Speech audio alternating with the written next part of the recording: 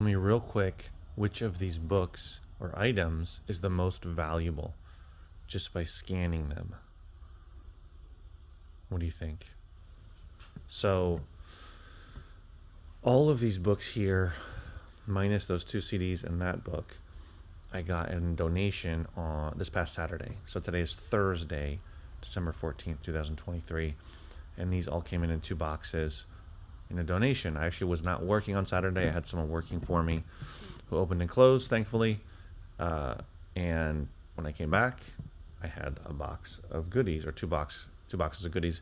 Some donations are far better than other donations. This definitely is one of the better ones.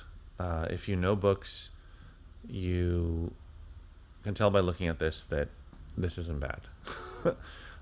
So first of all, though, before I dive into all these books, I picked up these two CDs at a thrift store as well as that book.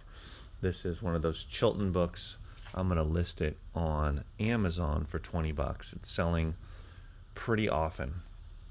Not almost daily, probably every other couple days it's selling on Amazon. So I'll sell that for $20. I have these two CDs that are going to go on eBay. These are electronic EDM type of music, like house music, singles, older stuff. I'll be listing them for $20, taking offers, and see if I can move those pretty quickly. The rest of these, though, oh no, that's not true. This one here is actually going on Amazon as well. The rest of them are going into my store, minus one, which I will share with you. This one here I've never seen before. It's interesting. It's called the Time Chart History of the World, and it's a really large, oversized book. That here, I'll just show you the front. I'll show you the back. It has exactly what it says, which is a time chart. History of the World. One second. When you open it up, it explains to you how the chart works in detail. And it's essentially literally a wall chart or poster. Very, very long. I thought at first when I opened it up that it was broken. That it wasn't quite right because all these pages are loose. But it turns out that is how it works, and it kind of folds open. Here is where is it? It folds open here.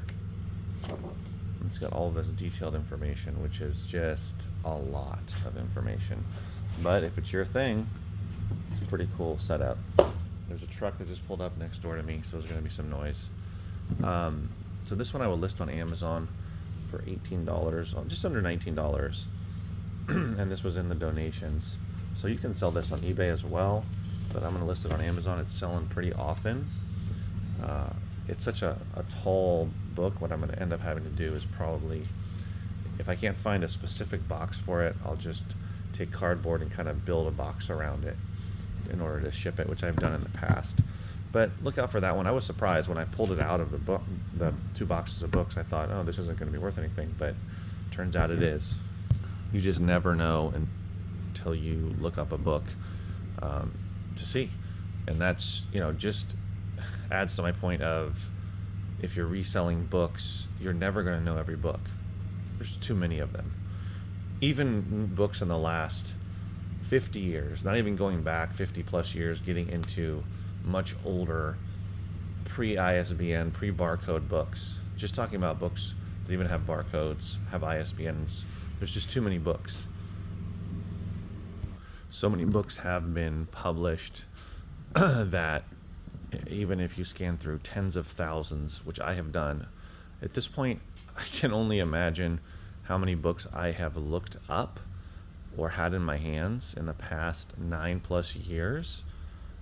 Next year will be 10 years that I've been reselling, starting on Amazon, with just books. And despite that, or even though I have been doing it for that long, I still come across books all the time that I've never seen before, including most of these books. So yeah, just keep that in mind, that there is a steep learning curve, and you can get a general sense of whether a book is worth looking up for sure. And there are some books you will see over and over again, and either it's not good, or certain authors over and over again, it's not worth looking up. It's not valuable individually, or certain authors, certain books, certain genres that over time you'll get to learn about and know that are probably worth money, probably worth looking into.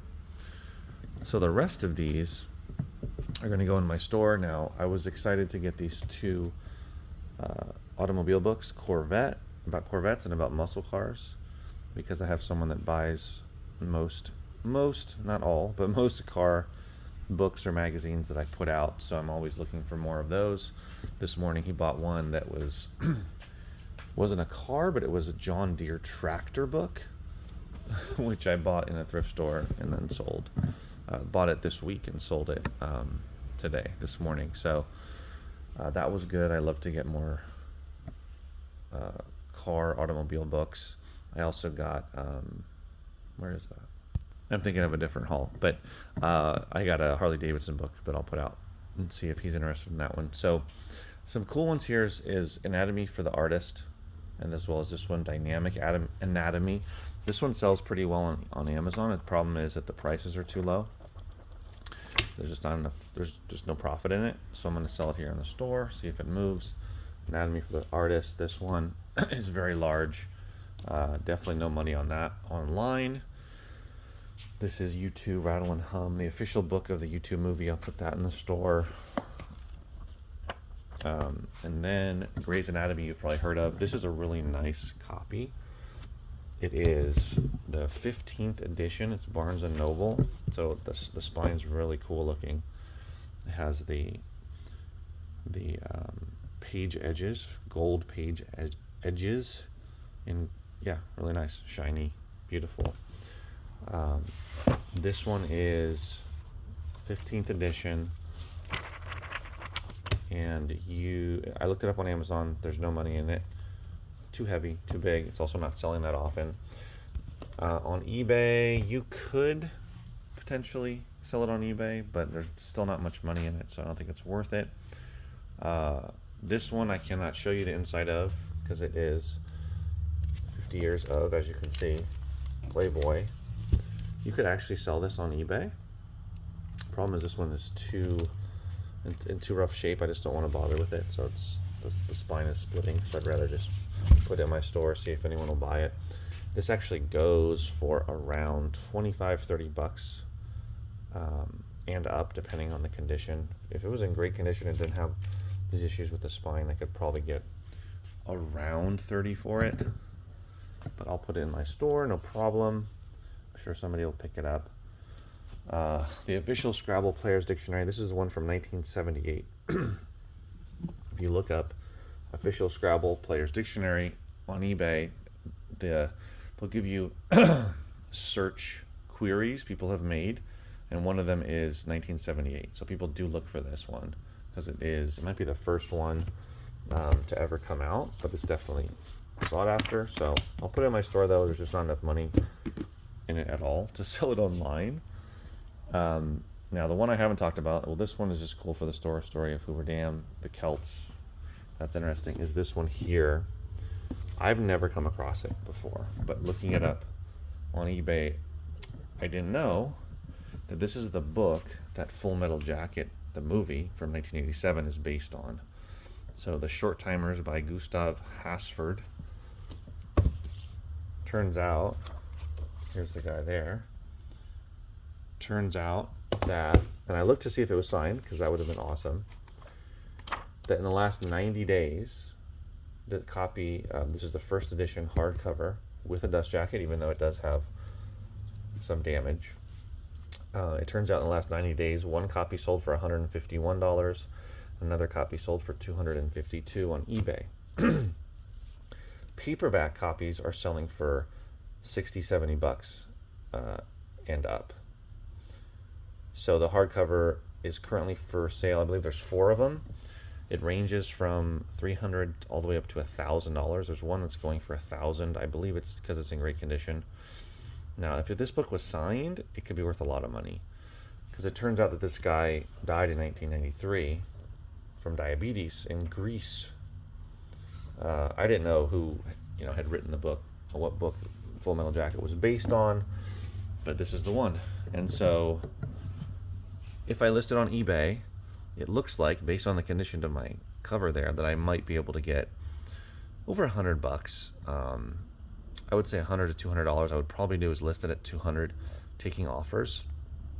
But what I would like to do is actually read it. It's not very long. That's one of my one of the more memorable movies that I remember from a long time ago is Full Metal Jacket. It's one of the probably most powerful movies about Vietnam, in my opinion, as well as one of the most memorable and gruesome war movies. And of course, what is his name? The first story, I guess, vignette is with Vincent D'Onofrio. Is it Vincent D'Onofrio? Yeah, the amazing actor when he's really young. So anyway, I'm gonna read it. I'm gonna decide whether or not I'll keep it. But that someone just donated that book.